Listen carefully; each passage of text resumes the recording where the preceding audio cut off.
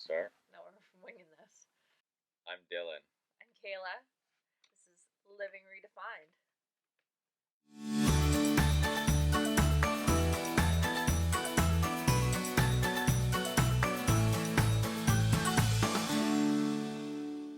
Probably. This pretty much sums up the reason why we needed to move up north. Okay, go. Be free. Be gone. Go get a squirrel. Where's the squirrel? Squirrel. Hey. Where's the squirrel? Go get a squirrel. Go get a squirrel. Talk about how we fell in love over a pizza oven at Domino's.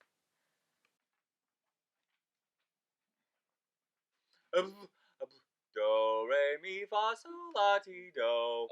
So 8 years ago, Dylan was in the Canadian Infantry. I was fresh out of school and trying to find a job to do anything, really. Pay off all of my crazy student loans.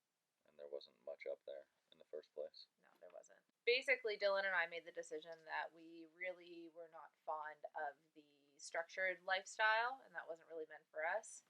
Dylan had been spending some time. He already knew that there's a lot of opportunities with online work. I didn't believe you could make money with the interwebs at that point. So I was injured at the time in the Army, and I had about 6 months off to recover. And in that time, I spent the majority of it on my computer just trying to make extra money. I worked 7 days a week on the computer, worked 7 days a week on the computer, trying to build anything, which in those 6 months didn't really get me anywhere. You made 46 cents some days. Some days I made 46 cents. Yes. Those were the good days. Those were great days. He was very excited on those days to make 46 cents on AdWords. After I recovered and we bought a house, and I think you had moved up at this point, like when I actually started doing well online. I think you had showed promise. Like at this point, I had definitely realized that there was potential to make money with the internet. Things were starting to happen. So I was making money online. It was a writing-based service that I was providing online. What? Yeah, you were providing. I was selling the service. Dylan was the salesman. I was selling the service and outsourcing the tasks, in turn not having to really do any work myself. So that's how I got into realizing that you could actually make money online, is writing articles. And then Dylan ended up moving into creating software. And to sell software, you need sales copy. And copywriters that write such sales copy are not generally very... Good? Cheap? Cheap? Both. Cheap. So what was a more affordable option was to basically... outsource it again and give me a PDF on how to write copy. And that's how I got into writing. And then from there was able to get some clients. Dylan had already made the move. He had already been released from the military. I was still working, and I did not like very much that he got more freedom than I. You had your first conference coming up, and it was in Florida, and I really wanted to go. And in order for me to go, I couldn't have a job. You had to quit your job. I had to quit my job. Right. There was no other option. That's when we dove into full-blown making money with the interwebs. Like, nobody's going to understand what you're saying. Making money with the internet. Yes. Interwebs with a Z. We went to this conference, and that really snowballed from there. Moved all over the place. We moved downtown Toronto. We had lots of opportunities to travel. We did a huge road trip with our one dog at the time, Maddox, and went cross-country to San Diego. What was it, 112 hours? Yeah. 112 hours of driving. We put a lot of kilometers on the car. Yes. A lot. But we were living in this very fast-paced lifestyle. Admittedly, a little caught up in a bit of consumerism. We were doing really well with making money online. Weren't planning ahead so much. At all. Yeah, we weren't really planning ahead. Right. At all. We had no rainy day. We had money in the bank, but to us, that money in the bank was there to be spent. I mean, we paid down all of our debts. I paid off all my student loans. We were we were somewhat thinking, but not enough. And so we really got caught up in that. We were just caught up in that lifestyle, really. Yeah, it was make a lot of money, spend a lot of money kind of life. We ate a lot. Yes. We ate very well. Yeah, we put on a lot of weight.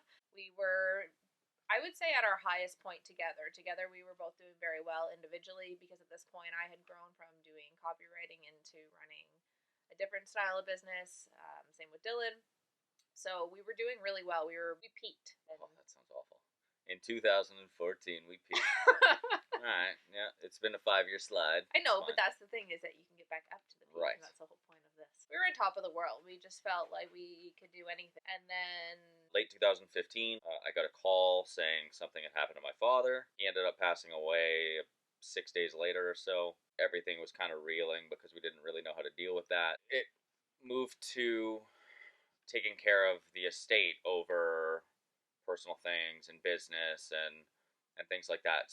Kind of turned into just this broad lack of focus with work in general, which kind of still lingers with me, but lingered with me for 3 years. On top of the personal stuff that Dylan was going through, that definitely affected both of our headspace. That wasn't a good time personally, and at the same time, the online marketplace had seen some big changes. We lost focus on the industry, and the industry moved ahead without us, and we didn't pay attention, and it was self-inflicted, but it was just a bad situation. There was 2 years of wondering what exactly the future had in store for us, and there were definitely times where we thought that we might have to go back to get 9-to-5 type style jobs. That's not what we want to do. Right. And so having gone through 2 years of trying to regrow, meeting a ton of obstacles, things eventually did turn around, but when they started to turn around, that was when you and I really had to we reevaluated what was important to us, and it was not having a big house that was Very large, with a very small backyard. We definitely did a reevaluation of what we wanted to prioritize in life, and so that was what led us to this next big decision, which was to sell our house, move to wherever we could find land, buy a smaller house, room to stretch.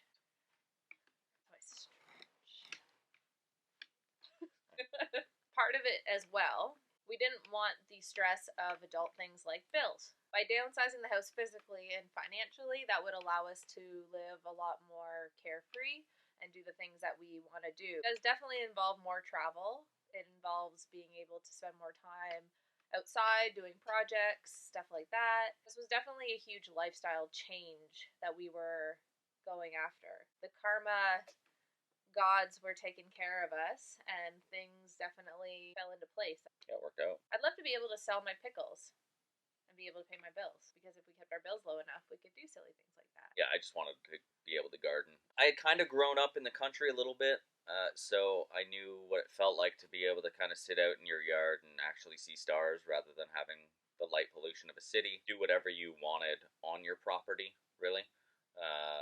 And I've recently gotten into gardening and becoming more sustainable and just growing my own food and doing projects around the house and things like that. We moved to a property where we have about 2.7 acres. Yes, room to stretch. Yes, don't stretch. So we have almost 3 acres that we can do our projects, grow our food. I can grow the pickles, she can pickle them.